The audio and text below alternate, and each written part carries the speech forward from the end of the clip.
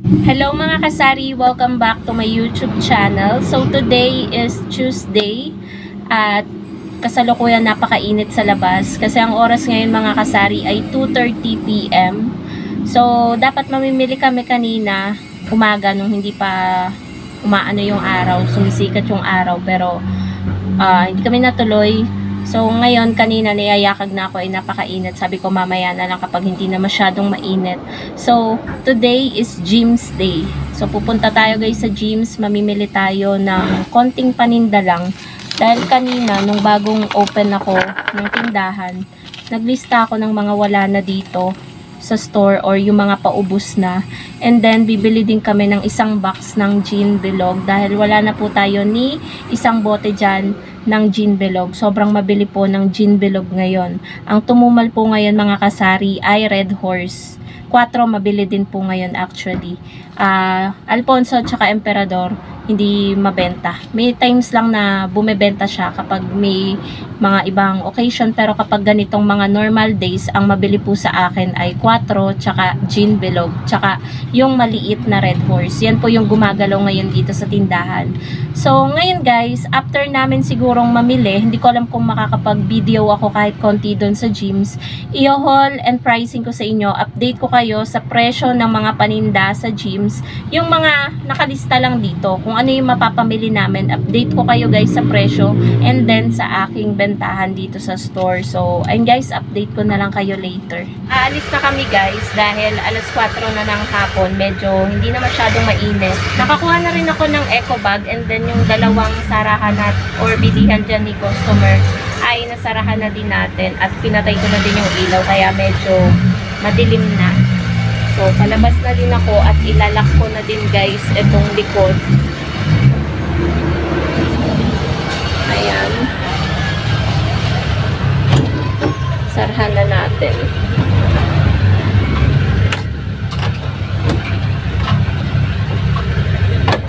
Ayan guys, alis na kami. So, ayan guys, palabas na rin kami dito sa amin and on the way na kami sa gyms. So, sabi ko kay partner, medyo bagalan niya kasi baka malaglag yung cellphone ko. So, yung travel, travel time papunta ng gyms ay hindi naman siya abutin guys ng 5 minutes. Nasa 3 to 4 minutes lang. Kaya dumaan muna kami guys dito sa lotohan dahil tumaya kahapon si partner. Titingnan niya kung ilan yung nakuha niya and then tataya siya ulit. So lagi siyang tumataya dito guys sa loto kasi nagbabaka sakali kami na mabigyan ni Lord ng biyaya, ganyan. Ayan ang dali guys. Ito yung motor namin na lagi namin ginagamit and nakapila siya dito kasi may nauna pang tumataya sa kanya. So ito yung itsura guys ng lugar dito sa amin. Bale ito yung kabilang barangay na. So bilis lang tumaya sa loto, paalis na rin kami, on the way na sa gyms. So, yung simula dito hanggang gym, siguro mga 2 minutes na lang yung layo or wala pang 1 minute. Mga 1 minute, ganyan, sabihin na natin. Kasi nandito na tayo sa kanto. And paglagpas namin dito, ilang hakbang na lang, nandito na tayo sa gym. So, ayan. So, malapit na tayong lumiko dyan, guys. Dahil sa may gasolinahan, tabi ng gasolinahan ang gym. So, ayan. Nandito na tayo. Kakanan tayo, guys. So, ayan. Eto na tayo, nandito na tayo sa gyms. Sa labas nila madami kayong makikitang mga drawer and cabinets. So, ayan, kinuha ko muna guys yung mga eco bag natin dahil eco bag is a must. Kailangan natin lagi yan. So, pasok na tayo dito. So, eto guys yung itsura ng gyms grocery. Hindi siya sobrang laki pero kumpleto halos yung mga paninda nila. And madami na din sila guys school supplies ngayon dahil magpapasukan na, malapit na. And hindi lang naman mga pagkain, school supplies, marami din silang mga gamit sa bahay na pwede mong mabili na kailangan talaga natin sa ating mga bahay. So, unahin kong dumampot dito guys ng mga non-food items kaya inuna ko tong Sunrocks kasi ipapailalim ko yung mga Sunrocks. Tapos, ayan, tagi-ilang peraso lang yung dinampot ko dyan dahil meron pa naman tayo sa tindahan. So, pandagdag lang, kumbaga. So, dito, ayan, natuwa ako kasi ang ganda ng color ng mga hanger. Tapos, dito naghahanap ako ng Downy Sunrise na single kaso wala akong makita. Kaya, ang dinampot ko na lamang dito, mga kasari, ay itong antibac na Downy. So, napansin ko yung presyo niya. Medyo mahal, nasa 6 pesos na yung puhunan. So, nag-iisip pa ako kung akin bang itataas na. And may nakita ko dito na may free. So, kumuha din ako guys. Yan, bilang isang tindera, mahalaga sa atin yung mga freebies kasi doon tayo nagkakaroon ng dagdag kita sa ating tindahan. So, dito kumukuha ako ng mga sabong mabango guys. Ayan, tagi-ilang peraso lang dahil yan lang naman yung ubos sa ating tindahan. And ayan, kukuha naman ako ng Head and Shoulders na shampoo, buti hindi ko nakalimutan. Mahalaga talaga na may listahan. Kaya yun dinampot ko, may free din. So, nandito na tayo sa section guys ng mga delata. Ayan. So, nakita ko si partner dumadampot ng noodles. Wala yan sa listahan pero alam niya kasi nagtitinda din siya kung ano na yung ubos sa tindahan. Kaya yun, nagdampot na din siya ng Lucky Me noodles na chicken. So, dito kumuha ko guys ng corned beef. Ayan, Argentina. Tapos siya, may binibili din siya kasi nga may balak siyang lutuin. So, ayun, kinukuha na rin niya. Inutusan ko siyang kumuha din ng Century Flaxseed Oil. Kaya, kumuha din siya. So, pinag-iisipan niya kung ano yung bibilhin niya eh. Tapos ako, kumuha naman ako guys ng San Marino kasi paubos na rin yung San Marino sa store natin. Tapos, dahil may bumili ng adobo natin, eto hindi ako nag-i-stocks ng madami. So, nung naubos na, kumuha na rin ako ng 2 peraso. Tapos, Max Red, ganyan. Meron pa nga wala eh, mga XO yun, hinahanap ko din. Tapos, nakakita ko ng favorite ko na Beng Beng. So, kumuha rin ako. And, nandito na rin tayo guys sa counter para magbayad. A few inches later. So, nakauwi na nga pala kami mga kasari. At ito lahat yung aming pinamili. Ito yung isang box ng gin bilog. Yung isang box ng gin bilog is nakakahalaga siya ng 1,558.80. Ito po yung ano niya. Ayan, yung pinakauna. Ito siya. So, bali pumapatak siya ng 64.95 ang isang peraso. So, wala pala siyang discount. Ganito din kasi yung presyo per piece. Kahit pala isang box is, ano siya, ganun pa rin yung presyo niya. So, binebenta ko po yung gin bilog po natin ng 75 pesos. So, nakabili din pala kami guys ng pabango. Ito ay pang sa amin lang. Ayan, mabango. Pero kung ano siya, pwede din namang pang tinda. So, yung halaga ng pabango guys is 59 pesos. Pwede siyang ipang tinda. Pwede siyang, 70, ganyan. Pwede mo ibenta na 70. Kasi mabango din naman, guys. Madami din naman pagpipilian. Tapos, meron din ako nabiling Dewy Donut. Meron din siyang, pansin nyo, guys, yung mga dinadampot ko is may mga free. So, parang din sila, pure gold. May mga pa-free din. So, ayan, May, bali 11 pieces sa isang balot. Ang puhunan ng Dewy Donut ay 97.50. Binebenta ko yung Dewy Donut ng 12. Tapos may calchis din tayo dito. Ito guys, na-share ko sa inyo na nagmahal sa kanila. Nagmahal sa kanila. Dahil yung calchis noon, wala pang 10 pesos sa kanila. Pero ngayon, ang calchis ay halos 13 pesos na. 12.95. Ito po siya. 15 pesos pa rin yung bentahan ko. So, 2 pesos na lang yung tubo natin. And then, may kinuha din pala akong chichirya dyan. Ilang klase lang? Siguro 4 na klase lang yan. Kasi medyo madami pa naman tayo guys, chichirya dito, Ayan. So, bikat. Kumuha ko guys ng bikat. Yung puhunan sa kanila ng bikat is 16.50. 19 pesos yung aking bentahan. May Moby din tayo, chocolate at caramel, same na 6.95. So, yung mga maliliit ko guys na chicheria is tagta 10 pesos na lahat. Tapos, may cracklings din tayo dito na maliit, 6.25.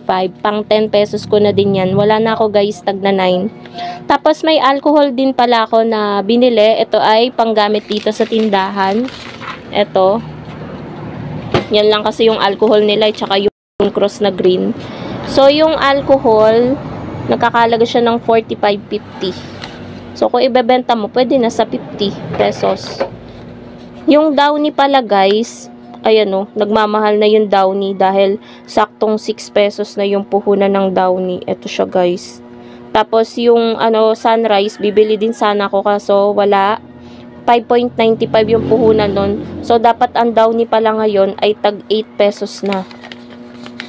Matagal na rin naman akong 7 pesos pa rin yung Downy. Tapos, yung Silka, medyo mataas sa kanila kaysa sa Pure Gold. 18.25 yung Silka na orange, yung packaging. 21 yung bentahan ko nun. Tapos, yung Safeguard, 19.50. Eto guys, nakikita nyo naman siguro. 19.50 yung Safeguard. Bentahan ko guys ng Safeguard, 23 pesos na, dating 22. Nag-adjust din ako guys. Tapos, Head and Shoulders, 75.75. 8 na yung bentahan ko lahat ng shampoo, guys. Tapos, bumili din ako ng Thumbtacks. Kasi yung kada box ng Thumbtacks, 5 pesos lang. So, pwede ko siyang ibenta ng 10. Halos kalahati dun sa puhunan yung tubo ko. Tapos, may todo tipid din tayo. Bentahan ko ay 16, 13.25 yung puhunan. So, nandito yun, guys, lahat. Diba, sinabi ko na lahat yung presyo. Ito yung Thumbtacks. Tapos guys, may nabili din ako na cotton buds. Ayan, may presyo pa nga nila. 8 pesos. Binebenta ko to ng 10. Tapos ito yung Downy na 6 pesos na yung puhunan. Antibac na Downy. Tapos, ito yung todo tipid. Yung may kasama ng powder. Tsaka bar na Champion. Tapos yung Safeguard at Silka, eto guys. Ayan. Sinama pala yung sinama yung mga biskwit sa mga sabon. Kala ko naka-plastic. Sabi kasi nung lalaki naka-plastic. Hindi pala. Ayun yung Head and Shoulders, guys. Tapos may Sunrocks din pala tayo. Bentahan ko ng ganitong Sunrocks is 19 pesos. Tingnan natin yung puhunan sa kanila. So, yung Sunrocks, 16.25. Medyo mataas sa kanila yung Sunrocks. Tapos, Color Safe, 26.50. 30 yung bentahan ko. Nito. Same sila ng Pure Gold ng presyo. Pero yung sa ganito, medyo mas mahal sa gyms ng konti. Konti lang naman, sentimo lang. Tapos, yung Pudgy Bar, ayan. Meron tayong chocolate at makapuno. Yung puhunan ng Pudgy Bar ay eto, 75.95. Kaya ang bentahan ko guys ng Pudgy Bar, 10 pesos each. Tapos, dito tayo sa kabila. Meron din akong dinampot na bengbeng. Ito pangkain ko lang. Pero kung magbebenta ng bengbeng, pang 12 na siya. Kasi yung puhunan ng bengbeng ay mahal na. Ayan, 9.25. Nescafe stick. Ayan, 48 stick siya sa isang bundle na ganito. Bentahan ko guys ng Nescafe stick ay 4 pesos na. So, ang puhunan ng Nescafe stick ay 130.50. Calculate natin ha. 130.50 divided by 48. 2.71 guys yung puhunan kada isang stick na kape.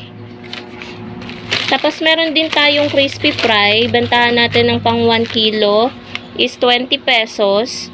Yung crispy fry, nakakahalaga siya ng 17.50. So, 2.50 yung tubo natin.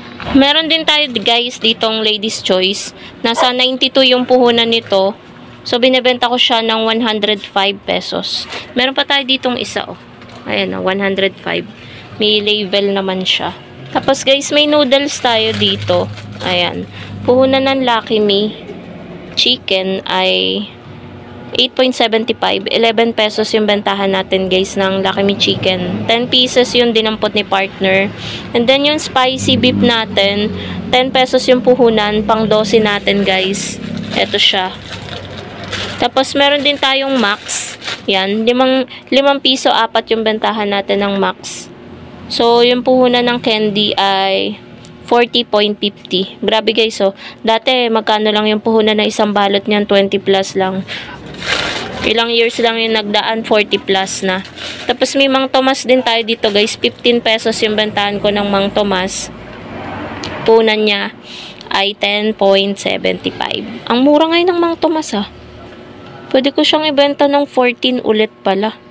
Ayan. Pero hayaan ko na kasi paiba-iba din naman yung presyo. Hirap guys yung paiba-iba ka ng presyo tapos paiba-iba din ang puhunan. Maya't maya ka nagbabago ng presyo. Ba't hindi na lang i-fix, diba? So, meron din tayong Yakult dito. Ito sa Dali, 52 yung 5 peraso. Sa Gyms, 50 pesos ang 5 peraso. Kaya 12 pa rin yung bentahan ko. Tubo ko sa 5. Kapag na-ibenta ko, 10 piso. Tapos may delata din tayo dito guys. To San Marino, bentahan ko nito ay 39. Tapos ito pala yung puhunan niya. 35.25. Tapos meron din tayong 555 tuna. 32 yung bentahan natin. 27.50 yung puhunan. Mura sa Gyms guys ang mga 555 tuna. Yan. May Argentina corned beef. 37 yung bentahan ko ng Argentina corned beef. Dapat ka nagbababa ko dito. 32.50 ang puhunan sa kanila. Mababa ang presyo ng mga delata guys sa Gyms. Pero kapag bumili ako sa Pure Gold, puhunan na ng corned beef nasa 34 na yata. Ganyan.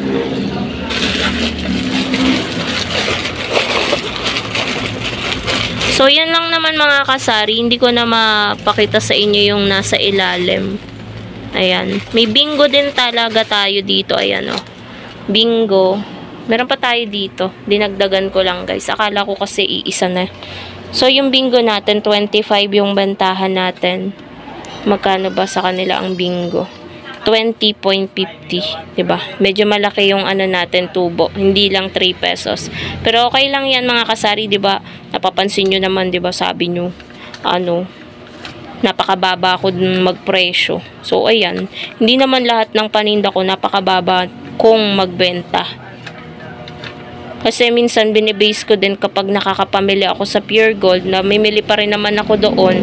Iba kasi ang puhunan ng mga paninda kay Pure Gold. Kaya ayoko rin guys ng adjust. Bale, itong pamimili natin sa Gyms is technique na din natin to para makatubo tayo ng malaki. Kumita tayo ng malaki. Kaya nga tayo naghahanap ng murang bilihan ng mga paninda. So yan lang naman mga kasari ang ating vlog for today. Thank you so much for watching and happy selling po sa inyong lahat. Bye guys!